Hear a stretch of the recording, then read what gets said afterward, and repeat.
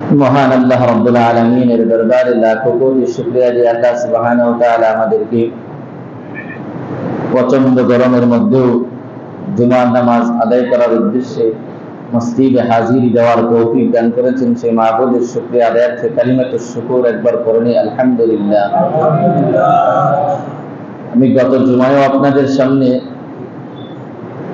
সিরাতুন নবী সাল্লাল্লাহু আলাইহি ওয়াসাল্লাম সম্পর্কে তথা আল্লাহ রাসূলের জীবন আদর্শ সম্পর্কে কিছু কথা আলোচনা পেশ করতেছিলাম। আজকেও সরকারে দু আলম সাল্লাল্লাহু আলাইহি ওয়াসাল্লামের জীবন চরিত্রের, জীবন আদর্শের, জীবনের লক্ষ্য উদ্দেশ্যটা কি আলোচনা করা বা শোনা বা পড়া বা শিক্ষা অর্জন করা, সেটুকুই কিছু বলার চেষ্টা করবো। আমার তৌফিক ইল্লা বিল্লাহ। আমার তেলাওয়াতকৃত আয়াতে আল্লাহ রাব্বুল আলামিন বলেন, অবশ্যই তোমাদের জন্য রাসূলুল্লাহ সাল্লাল্লাহু আলাইহি ওয়াসাল্লামের জীবন আদর্শে রয়েছে, তোমাদের জন্য রয়েছে রাসূলুল্লাহর জীবনীতে, সিরাতে উত্তম আদর্শ। তাদের জন্য ও তাদের জন্য যারা আল্লাহ পাকের রহমত এবং আখিরাতের কল্যাণের প্রত্যাশী যারা, এবং যারা অধিক পরিমাণে আল্লাহ পাককে স্মরণ করে, তাদের জন্য আল্লাহর রাসূল সরকারে দু আলম সাল্লাল্লাহু আলাইহি ওয়াসাল্লামের জীবন আদর্শে রয়েছে তোমাদের জন্য অনুপম শিক্ষা এবং আদর্শ।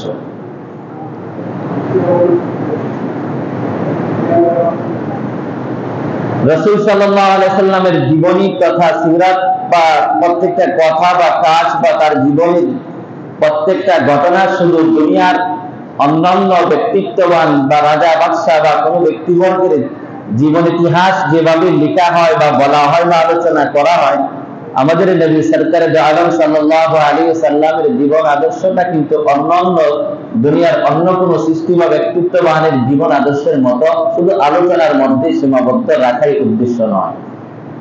অন্যান্য মানুষের জীবন আদর্শ লেখা হয়, জীবনী লেখা হয়, সেটা শুধু জীবনী হিসাবেই থেকে যায়, ইতিহাস হিসাবেই থেকে যায়। তার থেকে শিক্ষা নেওয়ার হয়তো কিছু থাকলেও বাস্তব জীবনে ধারণ করা, বাস্তব জীবনের বাস্তবায়িত করার তেমন একটা লক্ষ্য উদ্দেশ্য থাকে না।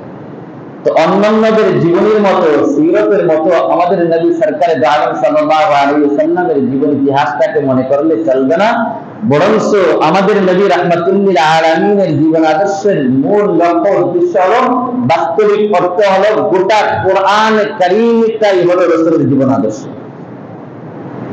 গোটা কোরআনের বাস্তব রূপটাই হলো সরকারে দু আলম সাল্লাল্লাহু আলাইহি ওয়াসাল্লামের জীবন আদর্শ। আল্লাহ রাসূল সাল্লাল্লাহু আলাইহি ওয়াসাল্লাম দুনিয়াতে আগমন করেছেন এবং তার জীবনের প্রত্যেকটা ক্ষেত্রে, প্রত্যেকটা সেক্টর কি করেছেন, একটা মিশনই রাসূল দুনিয়াতে আগমন করেছেন বা আল্লাহ পাঠিয়েছেন, যে আল্লাহ পাকের রঙে রঙিন করার জন্য, আল্লাহর বান্দাগুলোকে আল্লাহর রঙে রঙিন করার জন্য রাসূলের আগমন। সিবগাতাল্লাহ ওয়া মান আহসানু মিনাল্লাহি সিবগা। আল্লাহ পাক কালামে পাকের মধ্যে বলেন, আল্লাহর রঙের চাইতে উত্তম রং, সুন্দর রং আর কি হতে পারে? আল্লাহর তো বাহ্যিক কোন রং নেই, তথা গোটা কোরআন কারীমটাই হলো রাসূলের জীবন আদর্শ। কোরআনের বাস্তব রূপটাই হলো রাসূল সাল্লাল্লাহু আলাইহি ওয়াসাল্লামের 63 বছরের জিন্দেগি, জীবন যাপন, জীবন ইতিহাস। সুতরাং যেহেতু আল্লাহ রাসূলের আগমনের একটা উদ্দেশ্য হলো যে বান্দাগুলোকে কিভাবে আল্লাহর রঙে রঙিন করা যায়, আর সেই মিশনে সরকারে দু আলম সাল্লাল্লাহু আলাইহি ওয়াসাল্লাম এত সফল হয়েছেন যে 23 বছরের অল্প জিন্দেগিতে লক্ষ লক্ষ মানুষ সাহাবীদেরকে পরিপূর্ণভাবে আল্লাহর রঙে রঙিন করতে সফল হয়েছে। যে মানুষগুলি আল্লাহ কি জিনিস, একাত্মবাদ কি জিনিস, রিসালাত কি জিনিস, তাওহীদ কি জিনিস, নবুয়ত কি জিনিস জানতো না, বর্বর যুগের বর্বরোচিত ব্যক্তি ছিল, সেই মানুষগুলিকে অল্প দিনের মধ্যে এই মিশন বাস্তবায়নে আল্লাহ রাসূল নিজে গোটা কোরআনের রঙে রঙিন হয়েছেন। হওয়ার পরে সাহাবায়ে কেরাম এই আরব বিশ্বে আল্লাহর রাসূল এই অল্প কয়েক বছরের মাঝে লক্ষ লক্ষ মানুষকে আবার নিজের রঙে এবং আল্লাহর রঙে রঙিন করতে কি হয়েছেন, তিনি সফলতা অর্জন রঙিন করতে সফলতা অর্জন করেছেন।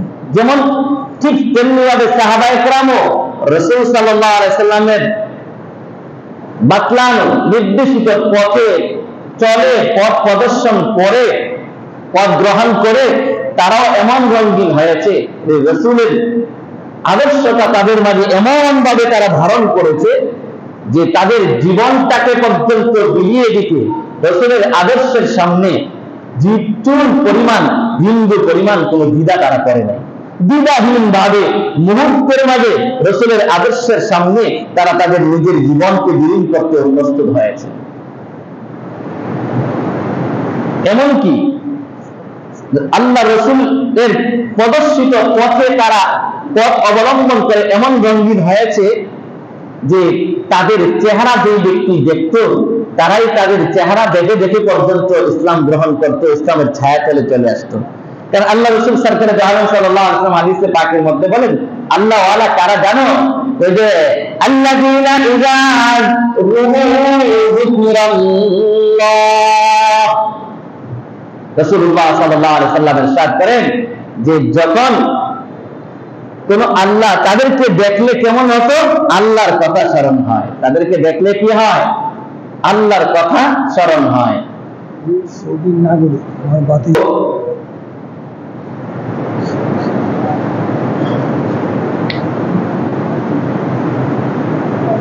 আল্লাহ রাসূল বলেন যে আল্লাহ ওয়ালা তো তারা যাদেরকে দেখলে আল্লাহর কথা স্মরণ হয়। ঠিক সাহাবায়ে কেরামরা আল্লাহ পাকের রঙে এমন রঙিন হয়েছে যে তাদেরকে দেখলেই আল্লাহর কথা স্মরণ হতো। তাদেরকে দেখলে কি হতো, আল্লাহ পাকের কথা স্মরণ হতো। তো তারা এমন রঙের রঙিন হয়েছে, যেমন সাহাবীদের মধ্যে হাকিমুল উম্মত যার উপাধি ছিল তিনি ছিলেন হযরত আবু দারদা রাদিয়াল্লাহু তাআলা আনহু। হযরত আবু দারদাকে সাহাবীদের মধ্যে হাকিমুল উম্মত বলা হতো। তো আবু দারদা রাদিয়াল্লাহু তাআলা আনহুকে যখন অন্যান্য সাহাবীরা দেখতেন রাসূলের আদর্শ এমন রঙিন হয়েছে, বলতেন ইজলিস বিনা নুমিন সা, হে আবু দারদা হাকিমুল উম্মত, আপনি আমাদের কাছে বসুন, ইজলিস বিনা আমাদের সাথে বসুন, নুমিন সাআতান আমরা আমাদের ঈমানকে একটু তাজা করব। তো রাসূলের আদর্শে তারা এমন আদর্শিত হয়েছে, রাসূলের প্রদর্শিত পথ অবলম্বন করে আল্লাহর রঙে এমন রঙিন হয়েছেন যে তাদেরকে দেখলেই মানুষ বলতেন একটু আমাদের সামনে বসেন, আপনাকে দেখা আমরা আমাদের ঈমানকে একটু তাজা করে নেব। তো আল্লাহ রাসূলের মিশনও ছিল যে আল্লাহর রঙে কি করা, মানুষকে রঙিন করা। তো যাই হোক, যেটা আমি বলতেছিলাম যে সাহাবায়ে কেরাম নিজেদের জীবন মুহূর্তের জন্য দ্বিধা করতেন না। যে যত মজবুত পরিকল্পনায় করুক না কেন, যত মজবুত প্ল্যান প্রোগ্রাম করেই থাকুক না কেন, কিন্তু যখনই সাহাবায়ে কেরাম জানতে পারতেন যে আমার এই প্ল্যান, আমার এই প্রস্তুতি, আমার এই পরিকল্পনা রাসূলের আদর্শের বিপরীত পরিপন্থী, হাজার পাহাড় সমতুল্য পরিকল্পনা করা সত্ত্বেও মুহূর্তের মধ্যে সেই পরিকল্পনা বাস্তবায়ন করতে বিরত হতে মুহূর্তের জন্য তারা দ্বিধা করতেন না। যেমন ইমাম আবু দাউদ রাহমাতুল্লাহ আলাইহি, আবু দাউদ শরীফে, ইমাম তিরমিজি রাহমাতুল্লাহ আলাইহি তিরমিজি শরীফের মধ্যে হযরত আমির মুআবিয়া রাদিয়াল্লাহু তাআলা আনহু ইতিহাসটা তুলে ধরেছেন হাদিসে পাকের মধ্যে। হযরত আমির মুআবিয়া রাদিয়াল্লাহু তাআলা আনহু রোম সম্রাটের সহিত যুদ্ধবিরতি একটা চুক্তি করেছিল, কিন্তু যুদ্ধবিরতির চুক্তির ভিতরে সীমা অতিক্রান্ত হওয়ার পূর্বেই হযরত আমির মুআবিয়া রাদিয়াল্লাহু তাআলা আনহু সৈন্যদলকে, সেনাবাহিনীদেরকে রোমীদের সীমান্ত এলাকার দিকে প্রেরণ করে দিয়েছেন। যুদ্ধ চুক্তি থাকা অবস্থায় যুদ্ধ করা, হামলা করা হারাম, নাজায়েজ। সুতরাং আমির মুআবিয়া রাদিয়াল্লাহু তাআলা আনহু রোম সম্রাটের সাথে যুদ্ধবিরতির চুক্তি করা সত্ত্বেও আক্রমণ করেনি।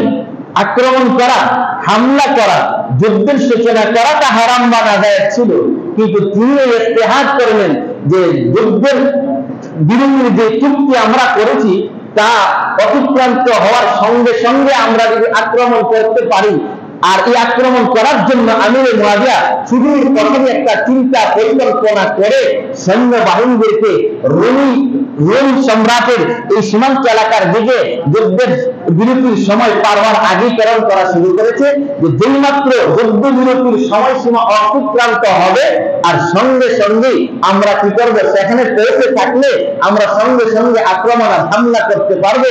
আর রোম সম্রাট মনে মনে ভাববে যে এই মাত্র না শুধুমাত্র যুদ্ধ বিরতির চুক্তির সময় মাত্র পার হলো, আর এত দূর থেকে সীমান্ত এলাকায় মুসলমান সৈন্যরা এত দূরে আসতে পারবে না, আর এই সুবাদে রোম সম্রাট যুদ্ধের মোকাবেলা করার জন্য কোনো প্রস্তুতিও তার থাকবে না, আর আমরা তখন আক্রমণ করে একবারে অতি সহজে বিজয় ছিনিয়ে আনতে পারবো।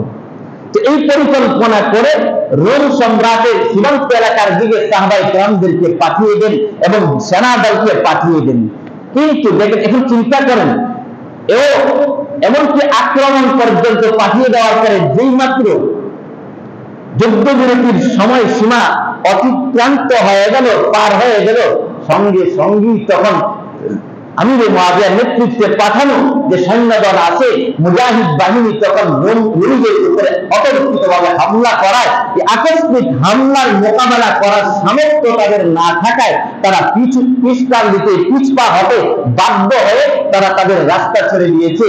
কিন্তু এমন এক মুহূর্তে, যে মুহূর্তের মধ্যে মুসলিম মুজাহিদরা তাদের হৃদয়ে উত্তাল বিজয়ের বাসনা নিয়ে শুধুমাত্র সামনের দিকে অগ্রসর হচ্ছে মাত্র আক্রমণ করে, আর শত্রু বাহিনী পিছনের দিকে পালিয়ে যাচ্ছে, এই উত্তাল বিজয়ের বাসনার হৃদয়ে লালন করে সামনে অগ্রসর হচ্ছে মাত্র বিজয়ের পতাকা উড্ডীন করবে, ইতিমধ্যেই একজন পিছন দিক থেকে আল্লাহর নবীর এক সাহাবী অশ্বারোহী তিনি দ্রুতগামীতে এগিয়ে আসতেছেন, আর দূর থেকেই চিৎকার করে করে বলতেছেন, আল্লাহু আকবার, আল্লাহু আকবার, ওয়াফাউল্লাহ গদর, ওয়াফাউল্লাহ গদর, ওয়াফাউল্লাহ গদর।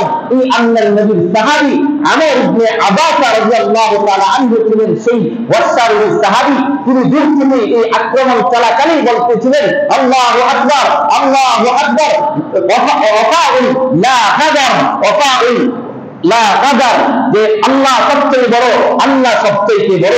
মুসলমানদের বৈশিষ্ট্য হলো তারা ওয়াদা পূরণ করবে, তারা ওয়াদার খেলাফ করবে না, বিশ্বাসঘাতকতা করবে না, প্রতারণা করবে না। এটাই হলো মুমিন আর ঈমানদারের বৈশিষ্ট্য। সুতরাং তোমরা দ্রুত যুদ্ধ থামাও। কাছে আসার পরে আমিরে মুআবিয়া রাদিয়াল্লাহু তাআলা আনহু এবং অন্যান্য যোদ্ধারা দেখতে পারলেন তিনি আর কেউ নন, তিনি হলেন আল্লাহ রাসূলের সাহাবী আমর ইবনে আবাসা রাদিয়াল্লাহু তাআলা আনহু। তিনি এসে যখন এই কথা আমিরে মুআবিয়াকে উপদেশ দিলেন, তখন আমিরে মুআবিয়া বললেন যে আরে আমরা তো কোনো প্রতারণা করি নাই, যুদ্ধবিরতির চুক্তির ভিতরে সময়সীমার ভিতরে তো কোনো আক্রমণ করি নাই, কিন্তু তখন এই কথা আমরা তো এইভাবে আগে থেকে প্রস্তুতি নিয়েছি, যুদ্ধের চুক্তি বিরতির চুক্তি যখন শেষ হবে তখন আক্রমণ করব। তখন তিনি হযরত আমর ইবনে আবাসা রাদিয়াল্লাহু তাআলা আনহু তখন বললেন, সামি'তু রাসূলুল্লাহ সাল্লাল্লাহু আলাইহি ওয়াসাল্লাম, আমি আল্লাহর রাসূলকে এই কথা বলতে শুনেছি যে যদি যেই ব্যক্তির মাঝে আর কোন সম্প্রদায়ের মাঝে কোন শান্তি চুক্তি করা থাকবে, সেই চুক্তি সেই সন্ধিতে যেন তারা সন্ধি যেন না ভাঙে, এই সন্ধি যেন না ভাঙে, অর্থাৎ এই সন্ধির বিপরীত কোন কাজ যেন না করে, যতক্ষণ না সন্ধির চুক্তির মেয়াদ শেষ হবে অথবা সন্ধি চুক্তির মেয়াদ অতিক্রান্ত বা শেষ হয়ে গেছে বলে প্রকাশ্যে ঘোষণা না হবে। এই হাদিসটুকু যখন শোনায়া দিলেন, যেই মুহূর্তের মধ্যে, এখন বলুন আমিরে মুআবিয়ার জন্য কেমন একটা কঠিন মুহূর্ত ছিল, এটা আপনারা ভালো করে বুঝতেছি যে এত প্ল্যান প্রোগ্রাম করে এত সংখ্যক মুজাহিদরা মাত্র এই বিশাল একটা বিজয়ের উত্তাল বাসনা হৃদয়ে নিয়ে মাত্র বিজয়ের পতাকা দিন পড়বে মাত্র, আর ইতিমধ্যে রসুলের আর কতদিন পূর্ব থেকে প্ল্যান, কতদিন পূর্ব থেকে পরিকল্পনা, কিন্তু তা সত্ত্বেও সাহাবীরা আল্লাহর রঙে, রসুলের রঙে এমন রঙিন হয়েছেন যে যেই মাত্র রসুলের হাদিস শুনাইছেন হযরত আমর ইবনে আব্বাস রাদিয়াল্লাহু তাআলা আনহু, সঙ্গে সঙ্গে আমিরে মুআবিয়া সৈন্যদল সেনা বাহিনীদেরকে আদেশ করলেন, ইসলামী মুজাহিদদেরকে, ও ইসলামী সৈন্যরা, সেনাদল শুনো, অনেকে বিরোধী তোমরা যুদ্ধ বন্ধ করে পিছনের দিকে চলে আসো। কারণ রসুলের আদর্শের মাঝে নাই যে কারণ আমর ইবনে আব্বাস তখন বললেন যে যুদ্ধ বিরতির চুক্তির সময় সীমার ভিতরে যেমন হামলা করা না যায়, ঠিক তেমনি ভাবে রসুলের হাদিস দ্বারা বোঝা যায় যে এই সময় সীমা পার হওয়ার আগে সে তার প্রস্তুতি গ্রহণ করাও না যায়। এই বাণী শুনাইবার সঙ্গে সঙ্গে আমির মুআবিয়ার জন্য কেমন কঠিন মুহূর্ত ছিল। এই মুহূর্তে বিজয় সবকিছু রেডি, এই মুহূর্তে পিছনে হাতে আসা, এটা একমাত্র কিসের বদলতে পারছেন? সব পরিকল্পনা, প্রস্তুতি, সব সাহাবীদের মুজাহিদদের কষ্ট ক্লেশ সব বিসর্জন দিয়ে রসুলের আদর্শের নির্দেশ পালনে সঙ্গে সঙ্গে প্রস্তুত হয়ে যুদ্ধ বিরতি করলেন, যুদ্ধ থেকে চলে আসলেন। এমনকি বিবিধ এলাকাগুলি, যে এলাকাগুলি জয় করেছিলেন সেগুলি পর্যন্ত রোম সম্রাটের অধীনে দিয়ে চলে আসলেন। ও মুসলমান ভাইরা, বলুন তো দেখি, এই যে এত বড় প্ল্যান প্রোগ্রাম, এত বড় পরিকল্পনাটা মুহূর্তের মধ্যেই স্থগিত করে দেওয়াটা কিসের বদলতে হয়েছে? আল্লাহর রসুল সরকারে আলমের রঙে সাহাবীরা এমন রঙিন হয়েছে, যার কারণে এত বড় প্ল্যান, এত বড় পরিকল্পনা, এত বড় ব্যবস্থাপনা সবকিছু মুহূর্তের মধ্যে কি করে দিয়েছেন? স্থগিত করে দিয়েছেন। এই জন্য রাসূল সাল্লাল্লাহু আলাইহি ওয়াসাল্লাম দুনিয়াতে আগমন করেছেন আল্লাহর রঙে মানুষগুলিকে কিভাবে রঙিন করা যায়। এই জন্যই তো আরে মালাবারের ইতিহাস পড়লে দেখা যায়, মালাবারের মুসলমানদের তাবলীগী জামাতের কোন কনফারেন্স হয়েছিল এমন নয়, ইসলামী দাওয়াতের কোন কনফারেন্স হয়েছিল এমন নয়। বর্তমান পদ্ধতিতে ওয়াজ মাহফিল বা দাওয়াত ও তাবলীগের যে প্রসিদ্ধ পন্থা আছে সেই পন্থা অবলম্বন করা হয়েছিল এমন নয়। শুধুমাত্র মালাবারে কিছু সংখ্যক মুসলমান যারা বণিকের দেশে, ব্যবসায়িক দেশে, তারা সেই মালাবারে প্রবেশ করেছিল। তাদের ব্যবসায়িক লেনদেন দেখে, তাদের চলন বলন দেখে, তাদের আচার আচরণ দেখে, তাদের শিষ্টাচার দেখে, তাদের পরিচ্ছন্নতা আর পরিষ্কার এই স্বভাব আচরণ লেনদেন দেখে মালাবারের মানুষগুলি দলে দলে ইসলামের পতাকায় ছায়াতলে চলে আসছে। শুধুমাত্র তাদের মাঝে ছিল কিছু রসুলের আদর্শ, যে সহি শুদ্ধ লেনদেন, সহি শুদ্ধ আচার আচরণ, রসুলের আদর্শে তাদের সব কিছু ছিল। এই আদর্শগুলি দেখে দেখে মালাবারের মানুষগুলি দলে দলে যাকে যাকে ইসলামের ছায়াতলে চলে আসে। তাহলে বোঝা গেছে যে ইসলামের প্রচার প্রসারটাও কিন্তু রসুলের আদর্শে যারা আদর্শিত হয়েছে তাদের চেহারা দেখে দেখে, রসুলের আদর্শ দেখে দেখে অমুসলিমরা পর্যন্ত ইসলাম গ্রহণ করতে বাধ্য হয়েছে। এই জন্য ভাইরা আমার, শুধু তাই নয়, সাহাবায়ে কেরাম এমন রসুলের রঙে রঙিন হয়েছেন। হযরত মাসআদ ইবনে আবি মাসআদ রাদিয়াল্লাহু তাআলা আনহু ইসলাম গ্রহণের পূর্বে মক্কা নগরীর এক মহিলা, ওনাক নামে এক মহিলার সাথে তার অবৈধ সম্পর্ক ছিল। ইসলাম গ্রহণ করার পরে রাসূলের সঙ্গে হিজরত করে চলে যায় মদিনায়। কিন্তু সরকারে আলম সাল্লাল্লাহু আলাইহি ওয়াসাল্লাম কোন কাজে হযরত মাসআদকে মক্কাতে প্রেরণ করেন।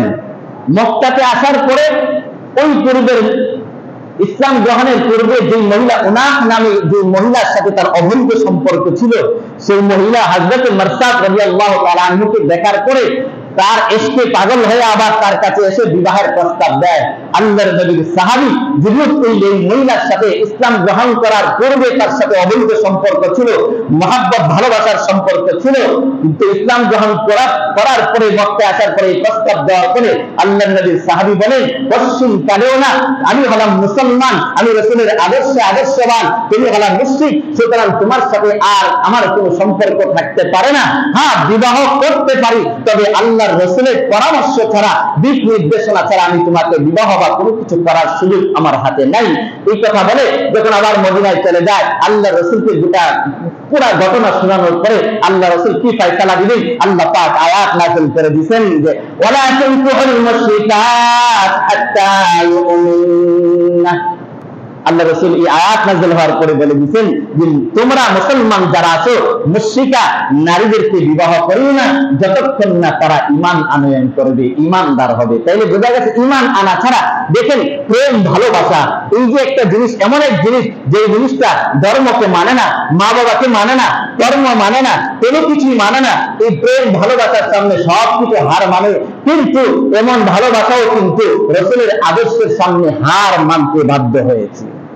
কিসের বদলতে? রাসূলের রঙে সাহাবীরা রঙিন হওয়ার কারণে, নতুবা শয়তান তাদেরকে ধোঁকা দিয়ে তখনও পূর্বের ভালোবাসার জের ধরে আবার সেই অবৈধ কাজে লিপ্ত করতে পারত। কিন্তু রাসূলের রঙে এমন ভাবে রঙিন হয়েছে তারা সবকিছু বিসর্জন দিতে প্রস্তুত, কিন্তু রাসূলের আদর্শকে বিন্দু পরিমাণ এক মুহূর্তের জন্য বিলম্বিত করতে তারা কোনো নয়, প্রস্তুত নয়। শুধু কি তাই, আল্লাহর নবীর সাহাবীরা কত কিছুই না করেছে, তাদের জান মাল ইজ্জত সম্মান পর্যন্ত। আমার এই ইজ্জতের কোনো দরকার নাই, এই সম্মানের কোনো দরকার নাই, পদমর্যাদার কোনো দরকার নাই। যে মর্যাদা আমার রাসূলের আদর্শের খেলাফ পরিপন্থী কাজ করায়, এই মর্যাদাও সাহাবায়ে কেরাম গ্রহণ করে নাই, এই পদ গ্রহণ করে নাই, এই মর্যাদা গ্রহণ করে নাই। হযরত ওমর ফারুক রাদিয়াল্লাহু তাআলা আনহুর যুগে শাসন আমলে হযরত জাসামা ইবনে মুসাহিব রাদিয়াল্লাহু তাআলা আনহুকে রোম সম্রাটের কাছে প্রতিনিধি হিসাবে পাঠালেন, কোন এক আলোচনার প্রতিনিধি হিসাবে। হযরত ওমর ফারুক রাদিয়াল্লাহু তাআলা আনহু জাসামা ইবনে মুসাহিব রাদিয়াল্লাহু তাআলা আনহুকে, তো তিনি সেখানে রোম সম্রাটের দরবারে পৌঁছার পরে ওনাকে বসার জন্য সম্মানার্থে রোম সম্রাট তাকে একটা স্বর্ণের বানানো একটা চেয়ার প্রদান করেছে। কিন্তু হযরত জাসামা ইবনে মুসাহিব রাদিয়াল্লাহু তাআলা আনহু অন্যমনস্ক ছিলেন, কিন্তু তাকে সম্মান প্রদর্শন করে বসার কথা বলার সঙ্গে সঙ্গে বসে গেছেন, কিন্তু খেয়াল করে না এটা কিসের চেয়ার।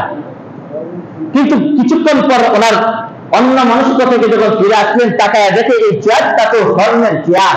সঙ্গে সঙ্গে তিনি হযরত জাসামা ইবনে মুসাহিব রাদিয়াল্লাহু তাআলা আনহু চেয়ার সিংহাসন ছেড়ে দাঁড়িয়ে পড়লেন, সিংহাসন ত্যাগ করলেন। তখন রোম সম্রাট তখন তো হেসে হেসে একটু মজাকের দৃষ্টিতে বলল, আরে জাসামা, আমি তো তোমাকে সম্মান প্রদর্শন করতে গিয়ে তোমার জন্য একটা স্বর্ণের চেয়ারের ব্যবস্থা করেছি, তুমি উঠে গেলে কেন, বসলে না কেন?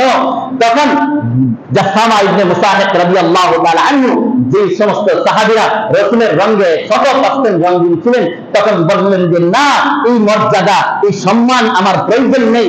যেই মর্যাদা আর যেই সম্মান গ্রহণ করতে গেলে আমার নবীর আদর্শের পরিপন্থী কাজ আমাকে করতে হয়, সেই মর্যাদা গ্রহণ করতে এক মুহূর্তের জন্য আমি জাসামা প্রস্তুত নয়।